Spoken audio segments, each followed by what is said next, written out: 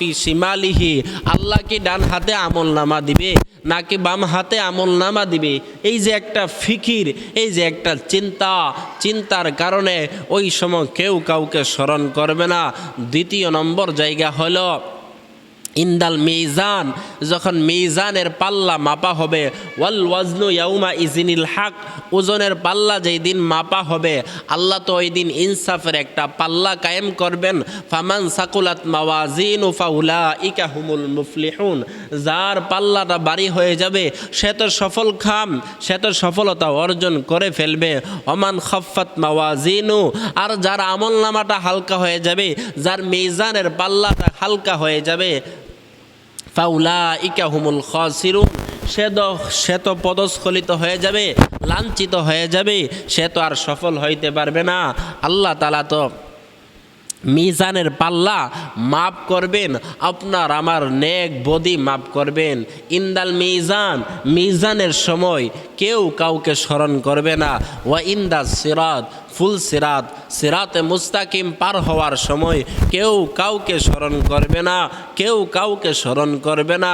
ছেলে বাবাকে স্মরণ করবে না, স্ত্রী স্বামীকে স্মরণ করবে না, বরং ইয়াউমা ইয়াফিরুল মারউ মিন আখি ওয়া উম্মিহি ওয়া আবি ওয়া সাহিবাতিহি ওয়া বানি, একজন আরেকজনকে দেখলে দৌড়াইবে, একজন আরেকজনের পরিচয় দিবে না। ওয়ালা ইয়াসআলু হামিমুন হামিমা, বন্ধু বন্ধুর পরিচয় দিবে না। ওয়াসরুরাহুম ইওয়াদুল মুজরিম, বন্ধুর সাথে সাক্ষাৎ হয়ে যাবে, দেখবে যে তার চিনা পরিচিত বন্ধু, এমন বন্ধু, মা সালাকাকুম ফি সাকার ক্বালু লাম নাকু মিনাল মুসাল্লিন ওয়া লাম নাকু নুতঈমুল মিসকিন ওয়া কুন্না নাখুদু মাআল খায়দিন, এমন বন্ধু যে বন্ধুর সাথে চলাফেরা করত, নিকটতম বন্ধু, কিন্তু বন্ধুর পরিচয় দিবে না। বন্ধু বলবে না আমার কোনো বন্ধু ছিল না। এমন কি ভাই মুহতারাম দোস্ত বুজুর্গ বাবজান, ও দোস্ত বুজুর্গ, নিজের অঙ্গ প্রত্যঙ্গ নিজের পক্ষে কথা বলবে না, নিজের বিরুদ্ধে কথা বলবে। শাহিদা আলাইহিম সামউহুম ওয়া আবসারুহুম ওয়া জুলুদুহুম, নিজের চামড়া, নিজের চক্ষু, নিজের হাড্ডি, এইগুলি আপনার আমার পক্ষে কথা বলবে না। তাহলে কাকে আপন ভাবতেছেন? দুনিয়ার ধন সম্পদকে, দুনিয়ার নারী বাড়িকে আপন ভাবতেছেন?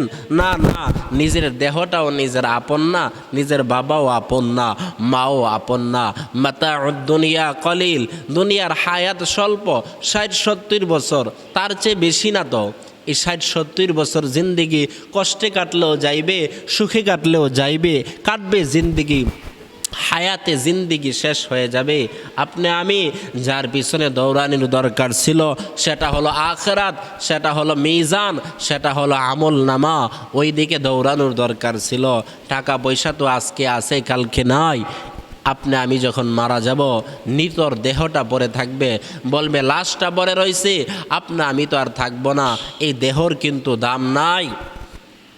লাশ মৃত্যুবরণ করার সাথে সাথে একদল মানুষ কাফন দেওয়ার জন্য যাইবে, আরেক দল মানুষ কবর করার জন্য যাইবে, আরেক দল মানুষ কান্নাকাটি করবে।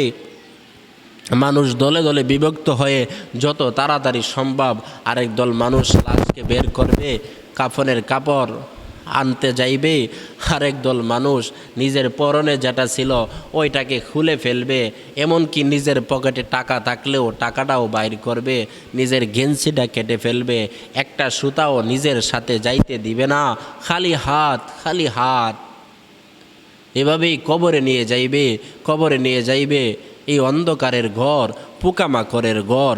কবর তো বলে আনা বাইতুল দুধ, আনা বাইতুল ওয়াহদা, আমি তো একাকিত্বের ঘর। আনা বাইতুল গুরবা, আমি তো অপরিচিত ঘর। আনা বাইতুল দুধ, আমি তো পোকামাকড়ের ঘর।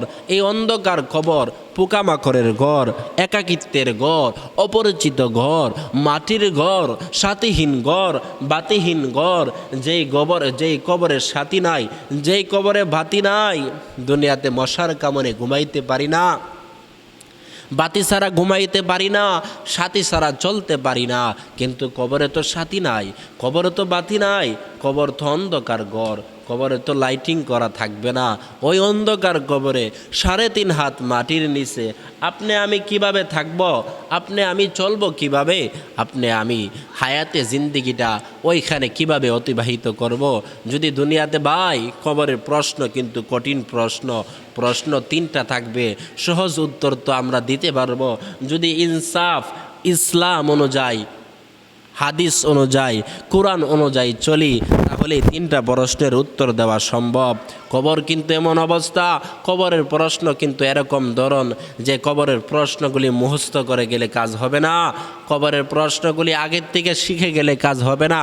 পকেটে লেখে কাপড়ে যদি ঢুকায় দেয় দেখে দেখে বলে দিব না, বন্ধু মুহতারাম, ওই দিন এরকম হবে না।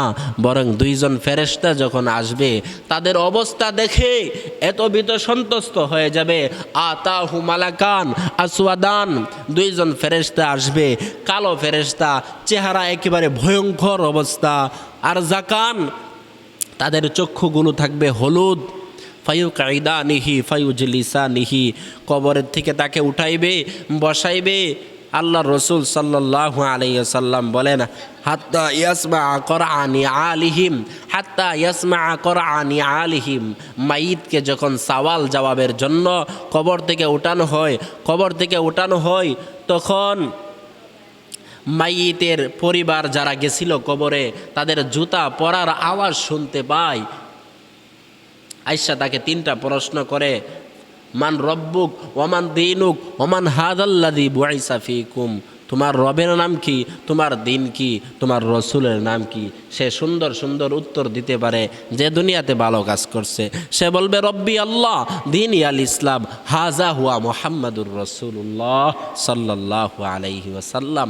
আর যে ব্যক্তি সুন্দর উত্তর দিতে পারে না, দুনিয়াতে ভালো কাজ করছে না, তাকেও তো 3টা প্রশ্ন করে, মান রব্বুক ওমান দীনুক ওমান হাদাল্লাযী বুইসা ফীকুম, তোমার রবকে, তোমার দিন কি, তোমার ধর্ম কি, তোমার রসুলের নাম কি। সে বলে হা লা আদ্রি, হা লা আদ্রি, আমি তো জানি না, আমি তো জানি না, আমার দিন কি আমি জানি না, আমার ধর্ম কি আমি জানি না, আমার রসুলকে আমি জানি না, আমার রবকে আমি জানি না।